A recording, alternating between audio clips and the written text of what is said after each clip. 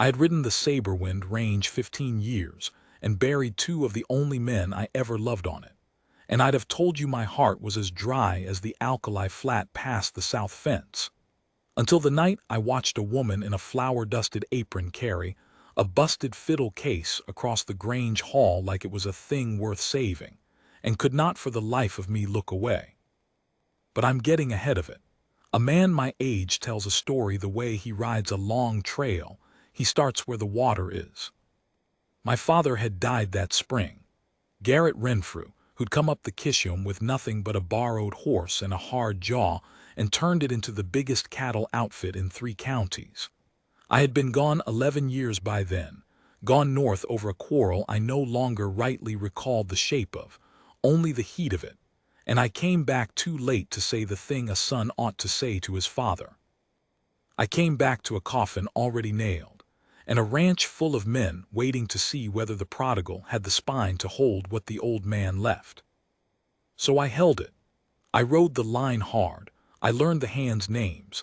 I learned the brand and the books, and the way the creek ran low in August, and I did not let one of them see that some nights I sat in my father's chair with my hat in my hands and didn't know how to forgive a dead man or myself. Coldwater Bend learned my name fast enough. A widower town has a long memory for an unmarried man with land, and a wealthy unmarried man with land is a feast laid out for every mother in the county. They came calling with pies and daughters. I ate the pies. I sent the daughters home polite, and I got a reputation as a cold man, which suited me fine. I'd had warmth once up north, and I'd watched it cough itself to death in a cabin one winter, and I decided I was done paying that toll.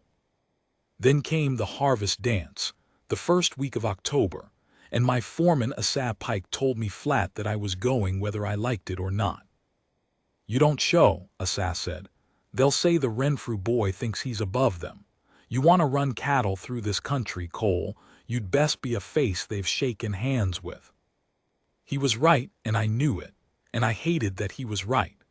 I put on the one clean coat I owned, and I rode into the Bend with Asa, and the Grange Hall was lit up gold against the dark like the inside of a lantern, fiddles already sawing, the whole valley pouring in out of the cold. I will tell you what I saw first, because it is the thing I have never been able to unsee. I saw the Varick women come in. Augusta Varick swept through that door like a woman entering her own parlor. She was handsome in a hard, polished way, gotten up in dark blue silk that no rancher's widow in that country had any business affording, and on either arm she had a daughter. The older girl, Lavinia, was tall and yellow-haired and knew it. The younger Maybelle was rounder and softer and looked at her mother before she did anything, even smile. They were dressed like a wedding. Augusta steered them straight at the knot of men by the cider table straight.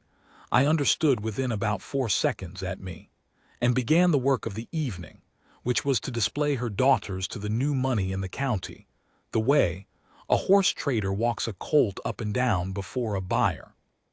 I'd seen it 100 times that summer. I went still and polite the way I always did.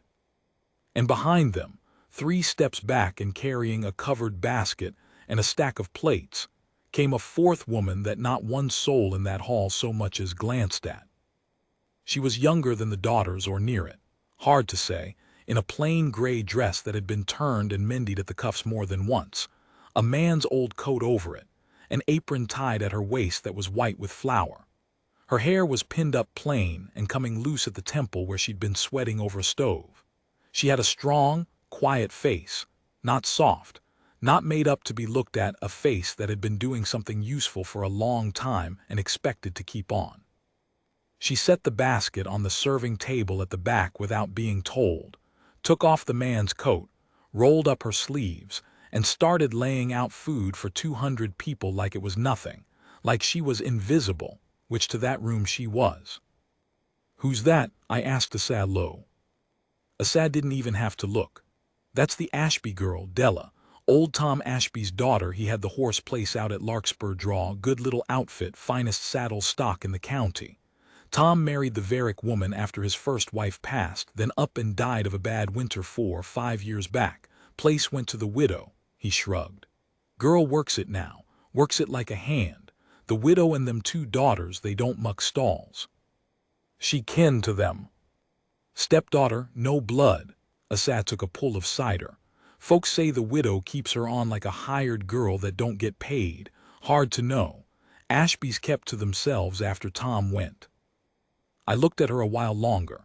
She'd finished laying the table, and now she was crouched down by the door, where the old fiddler End Castle, half blind and shaky, had dropped his fiddle case and split the lid. She had it in her lap. She was working the broke hinge with a hairpin and a table knife, her head bent, her brow furrowed, and there was something in the careful, sure way her hands moved that I felt in my chest before I had the sense to wonder why. She got the lid to sit. She handed it back up to Old End and said something that made the old man laugh, and then she stood and went back to the serving table and did not look at the dancing once. Augusta Varick chose that moment to deliver Lavinia to me. Mr. Renfrew, we haven't been properly introduced. Augusta Varick of the Larkspur place, and this is my eldest, Lavinia. The girl gave me a smile that had been practiced in a mirror. I do hope you'll forgive a mother's pride, but Lavinia has the prettiest hand at the pianoforte in this whole valley, and she keeps the most beautiful house. Don't you, dear? Mama, said Lavinia, dimpling. I'm sure she does, I said. And over the woman's silk shoulder I watched the Ashby girl carry 2 pails of water in from the cold without spilling a drop, and I thought, that one keeps a house. That one keeps a whole place, and nobody's saying her name at all. I'm not a clever man, and I have never pretended to be one, but I knew horses and I knew men, and I knew by long habit how to spot the one doing the work in any outfit. It is never the one out front in the good coat. It is the quiet one at the edge with the worn hands. My father taught me that before I could shave, walking me down a line of hands and saying, you want to know who runs a place, you don't ask the man who tells you he does. You watch. So I watched. Lord help me, I watched the kitchen girl all night. I danced once with Lavinia because there was no graceful way out of it, and once with Maybelle because Augusta Near pushed her into my arms, and both girls were perfectly pleasant and I felt nothing at all, the way you feel nothing eating supper at a stranger's table. The whole while, the Ashby girl worked. She kept the food coming and the cider barrels tapped, and the children that got underfoot herded gently back to their mothers. When the Prout baby started screaming and its mother looked ready to weep, it was Della Ashby who came over quiet and took the baby and walked it in a slow circle by the cold door until it hushed, and handed it back, and went on with her work. When a drunk cowhand named Brett Sully got loud and grabbed at her wrist as she passed with a tray, I came half out of my chair, but she just looked at him flat and said something I couldn't hear and twisted her wrist free in the one way it'll go, easy, and Sully laughed it off and let her be. She didn't need a man to stand up for her. She'd handled drunks before. Augusta saw none of it. Augusta was steering Lavinia at a banker's son now, having about given up on me, and not once all evening did she so much as bring the girl a cup of water or thank her or call her by name. To Augusta Varick, the woman doing all the work in that hall did not exist, except as a pair of hands she owned. Near 11 a cold ran through the open door, and a hand came pelting in, one of the livery boys, hollering that there was trouble with the horses out back. One of the matched grays gone down in the traces, thrashing, going to hurt itself and the others. Half the men stood up. None of them moved fast, because half of them were full of cider and the other half didn't want to dirty their good coats. The Ashby girl was out the back door before any of us, apron and all. I went after her. I don't fully know why. Maybe just that it was the first thing all night I knew how to do. Out in the dark behind the hall, in the cold and the smell of horse and trampled grass, a big gray gelding was down half in and half out of the traces of a buggy, tangled, eyes white. Screaming the way a horse screams when it's hurt and scared, lashing with its hind feet. The other gray was rearing against the pole. 2 or 3 men hung back at the edge of the lantern light, useless. And there in the middle of it, calm as a church, was Della Ashby, already down on her knees in the muck at the downed horse's head, one knee on its neck the way you do, her hand flat and hard on its jaw, talking to it low and steady. Easy, easy now, I've got you. Easy, so that the screaming dropped to a groan and the lashing slowed. Knife, she said, not loud, not to anyone in particular. I had mine out and in her hand before I'd thought about it. She cut the tangled trace clean, one stroke, freed the leg, and then her hands were running down that leg fast and sure, feeling the bone, and she said, "Not broke. Bowed his shoulder when he went down, that's all. He'll be sore a week." She looked up first time her eyes had ever come to mine and said, "I need a man to set his weight on the headstall when I bring him up. Slow. Don't haul on him." "I've got it," I said. We brought that horse up together in the dark. She on his head talking to him, me with my hands on the strap and my weight set just so, and the gray heaved and got his legs under him and stood, blowing, trembling sound. And I was close enough then to see her face by the lantern, the flour smudge on her cheek, the loose hair, the steady gray eyes that hadn't gone wide once through the whole thing, and to feel, standing there with my hand on a shaking horse, the thing in my chest crack open a 1/4 inch after being shut a long time. "You doctor stock," I said. It came out stupider than I meant. "I doctor everything that'll let me," she said. She wiped her hands on the ruined apron. "And some that won't." A ghost of something at the corner of her mouth, not a smile, but the country where a smile might live. "You're the Renfrew man, the one took over Saberwind." "Cole," I said. "I know who you are. Whole county knows who you are." She picked up the cut trace, looked at it, shook her head at the men standing useless in the lantern light, and said to me, not to them, "Somebody hitched a green horse to a strange buggy and tied him short in the dark next to a fiddle band. That's how you get a horse down." She handed me back my knife handle first. "Thank you for the blade." And she went back inside to her work, and I stood out in the cold a while with the smell of her, wood smoke and flour and horse. And I did not go back in for a long time, because I did not want to watch Augusta Varick treat that woman like furniture for one more minute, and I did not yet have the right to do a single thing about it. I asked Asa, riding home, what happened to Tom Ashby's place going to the girl. "Married woman gets the property," Asa said. "Tom dies, it's the widow's. Della was, 16, 17, no say in it. The widow had the deed before the man was cold." He spat. "Some say Tom meant the girl to have the horse stock, at least it was her mother's people's line, them horses, going back. But meaning ain't a will, and there wasn't no will anybody ever found. So," he shrugged, "she works what should have been hers, and the widow drinks the tea." I rode the rest of the way home quiet, and I sat in my father's chair that night a long while, and for the first time since I'd come back, I was not thinking about my father at all. I'm a slow man about most things and slower about that one. It took me near 3 weeks to find a reason to ride out to Larkspur Draw, and the reason I found was the lamed gray. I bought him off the livery for near nothing on account of his bowed shoulder, which I had no use for, and then I rode him out toward the Ashby place because, I told Asa, the best horse hand in the county was out there, and the animal ought to be looked at by somebody who knew bowed tendons. Asa gave me a long look and didn't say one word, which from Asa is a whole speech. Larkspur Draw had been a fine little outfit once. You could see the bones of it.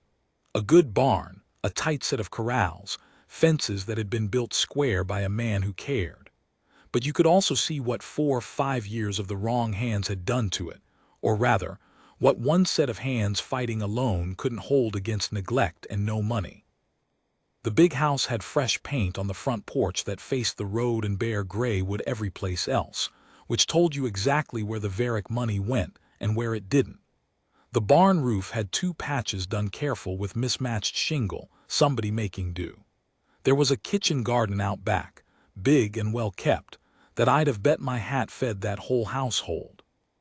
And in the near corral, 8 or 9 horses, and even from the road I could see they were the soundest, best-handled stock I'd laid eyes on since I came back to that country.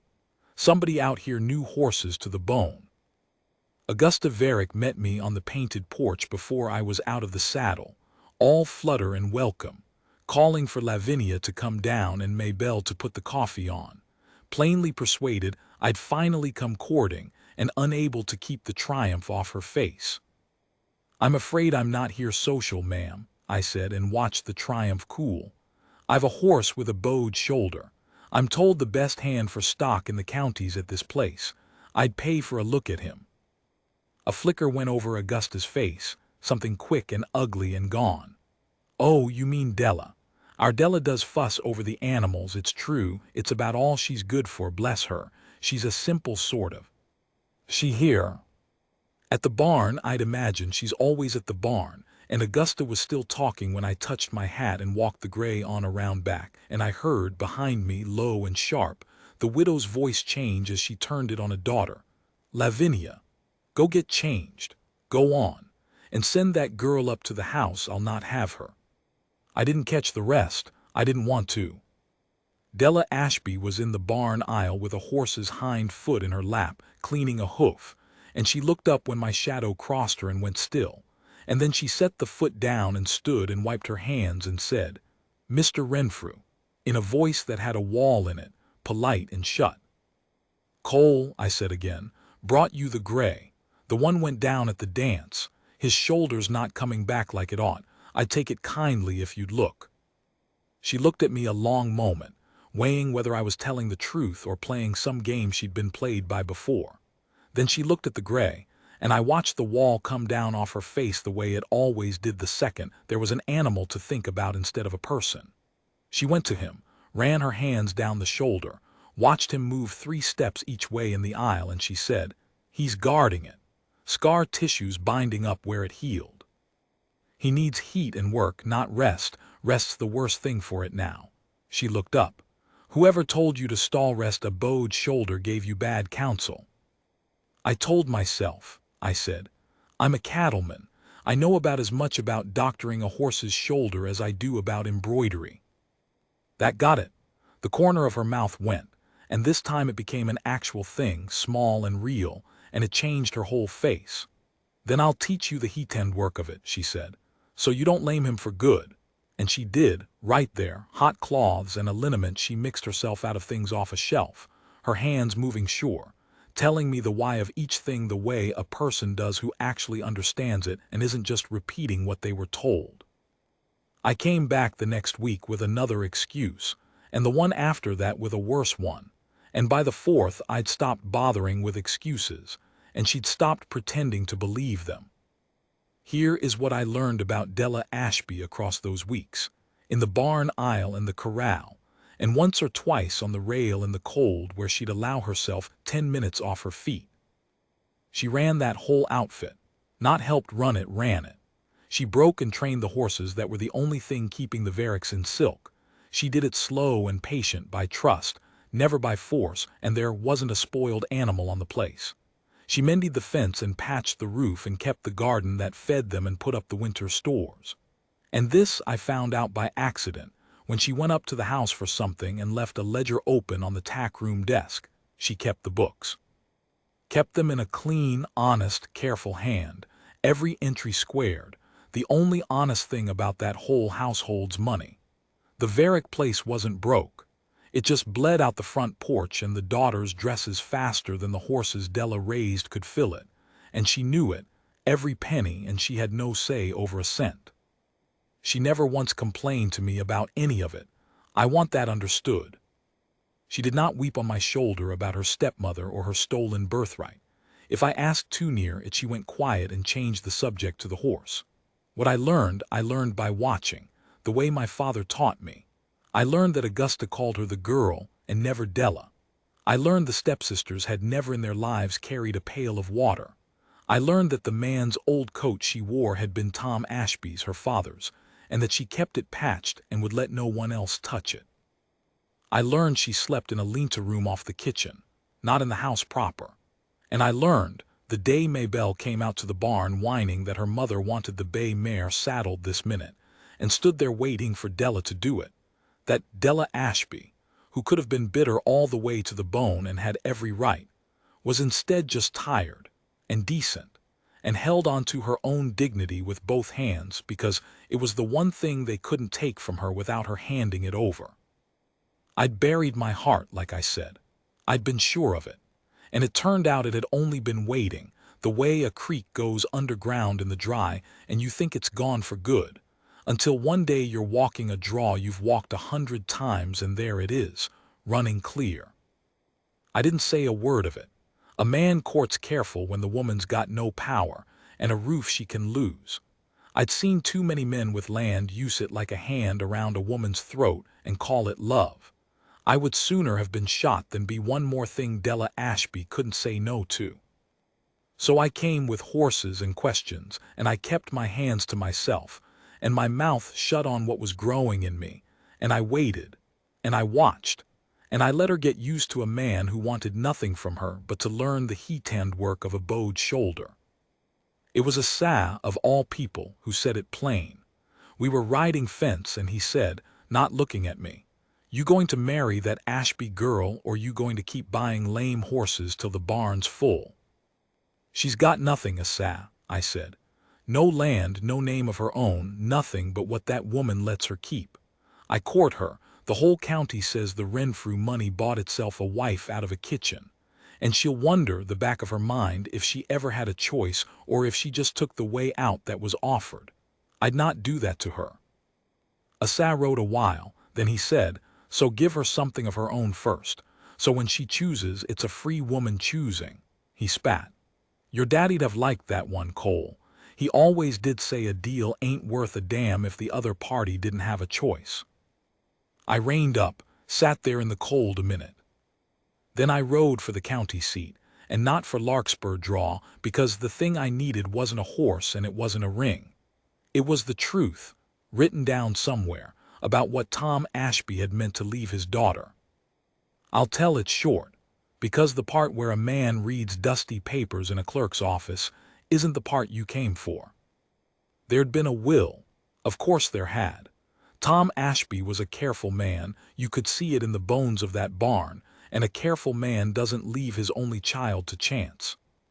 He'd filed a will with the county the year before he died, and in plain language it left his wife Augusta the house and the land for her lifetime, and it left his daughter Della, outright and hers free and clear, her mother's family's horse line, every animal of that blood and their increase forever, and a sum of money set by in the bank at Coldwater Bend in her name, to come to her at 21, that Tom had been putting by for her since she was a baby. Della was 23. Nobody had ever told her. The will had been filed and forgotten in a drawer in the county seat where Augusta Varick was betting. Nobody would ever think to look, because she'd put it about that Tom died without one, and a grieving girl of 17 with no money and no friend in the world doesn't go riding to the county seat to dig through a clerk's drawers. The horse line that was Della's by her dead father's hand, the very stock she'd raised and broken with her own hands for 5 years while they called her the kitchen girl, had been hers the whole time. And the money Tom set by for his daughter sat in the bank still, growing its little interest, while that daughter slept in a lean-to off the kitchen and wore her dead father's mended coat against the cold. I had the clerk make me a true certified copy, and I paid him to do it fast and to keep his mouth shut, and I rode home with that paper in my coat over my heart, and I did not sleep that night either, but for a different reason than usual. Now, a weaker man, or a man who saw a woman as a thing to be won, would have ridden straight to Larkspur Draw and laid that paper at Della's feet like a knight, and said, "Marry me, I've saved you." And maybe she'd have said yes out of gratitude and a way out, and maybe it would even have been a decent enough marriage. But it would have started with me being one more man who handed her her life as a gift, and her owing me for it. And I'd promised myself I would not be that. So I did it the slow way, the right way. I rode to Larkspur Draw and I asked to speak to Della alone in the barn, and Augusta tried to plant herself in the middle of it the way she always did, and for once I let the Renfrew name do some work and said, "Level, Mrs. Varick, this is between me and Miss Ashby, and it concerns her father's estate, and you'll want to let it be private, ma'am, for your own sake." And something in my voice put a fear in her eye, and she went back to the house and watched us out the window the whole time. In the barn, in the cold, with the horses shifting in the dark behind us, I gave Della Ashby the paper. I watched her read it. I watched her read it twice. I watched her hands, those sure, strong hands that never shook setting a thrashing horse on its feet, begin to shake. And she looked up at me, and her face that never went wide, never broke. "This is real," she said. It wasn't quite a question. "Certified true at the county seat," I said. "There was a will, Della. Your daddy left you the horses, your mother's line, every one, and their get. They've been yours since the day he died. And there's money in the bank at the Bend in your name. Has been the whole time. You came of age to it 2 years ago and nobody told you." She put her hand flat on the stall board to hold herself up. She looked out at the corral, at the horses standing in the cold, the horses she'd raised, the horses she'd thought she was raising for them, and I watched it go through her. What that meant, all of it, 5 years of it. "She knew," Della said, very quiet. "She knew."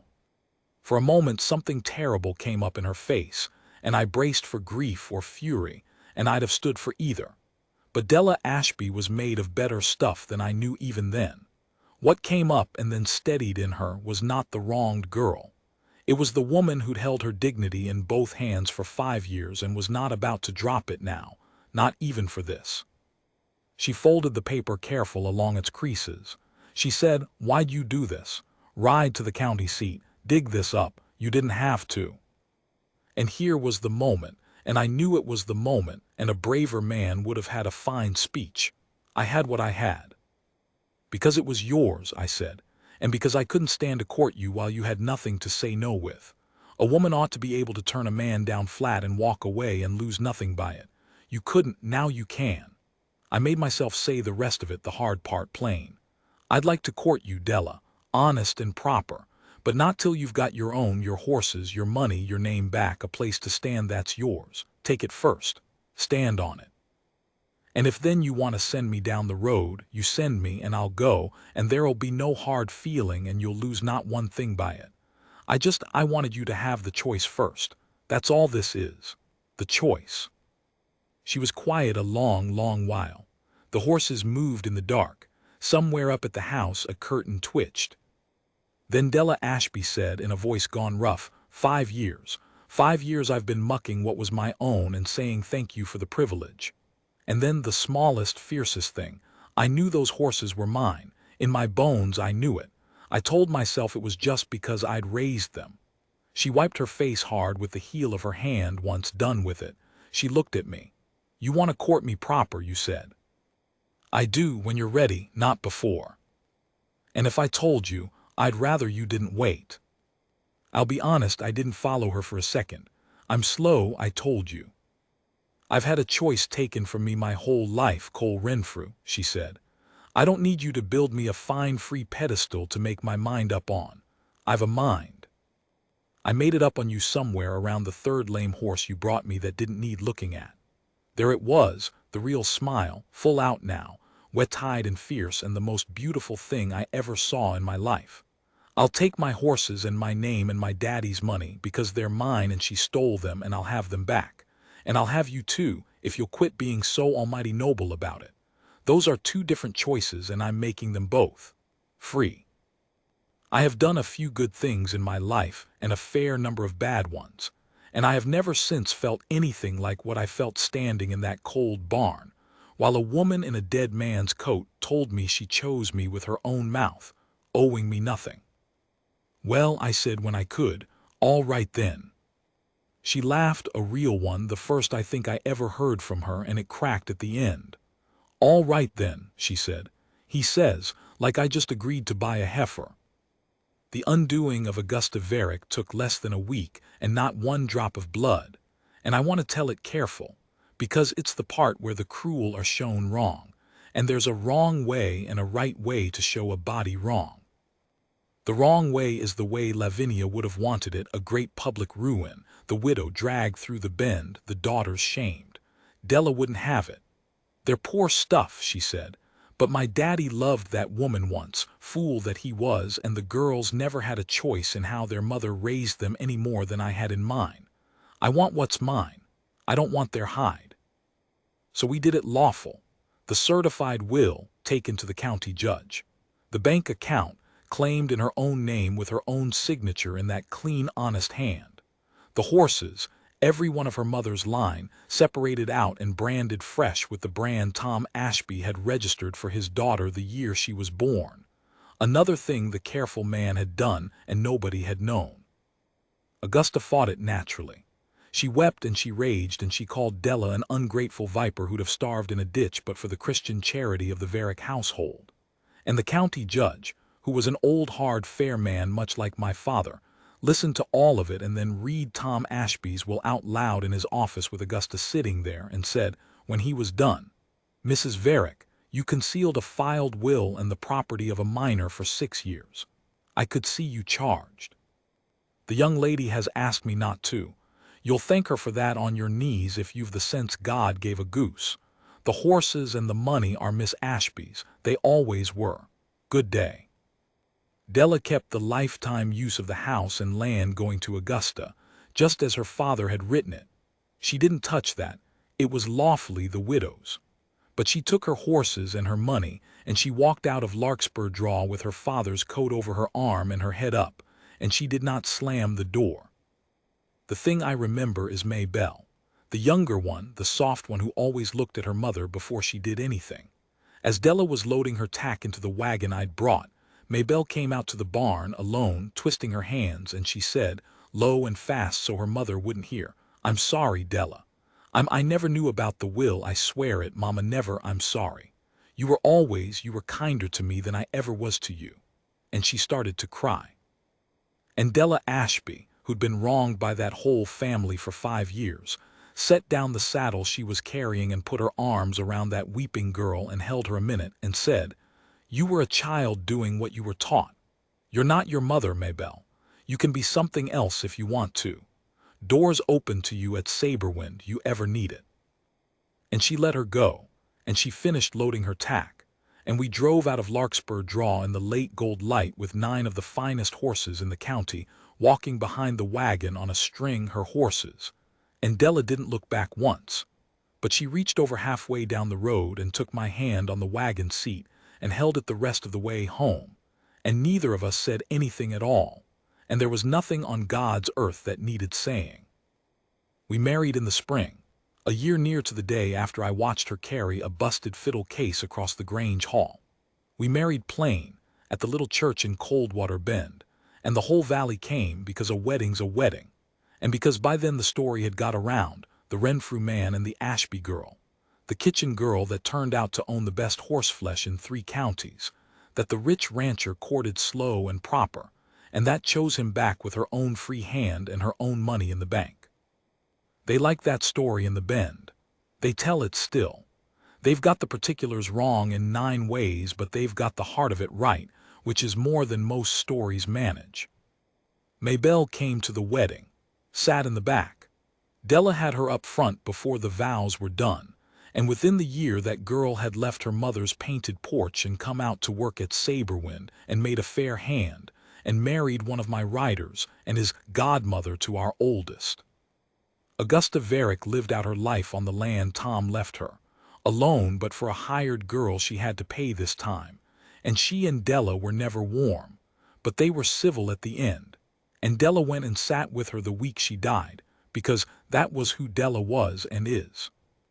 Lavinia married her banker's son, and moved to the city, and we hear from her at Christmas. My wife brought her mother's horse line to the Saberwind range and bred it up over the years until the Renfrew Ashby saddle stock was known from the Bend to the Territory line, and she keeps the books for the whole outfit in that clean, honest hand, and there is not a cowhand on my place who doesn't pull his hat off when she walks the line, because they know, the way my father taught me to know, exactly who runs this outfit. It is the quiet one with the worn hands. It always was. I am an old man now, and she is not far behind me, gray at the temple where she used to come loose sweating over a stove, and some evenings we sit out on the porch.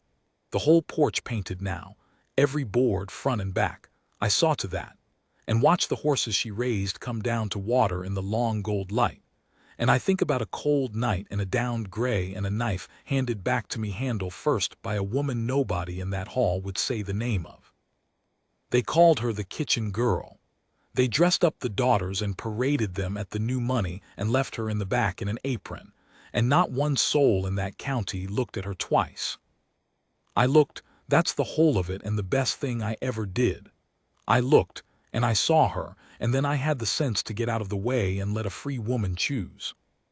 She chose, and she's choosing still, every morning of my life, and I have never once gotten over my luck.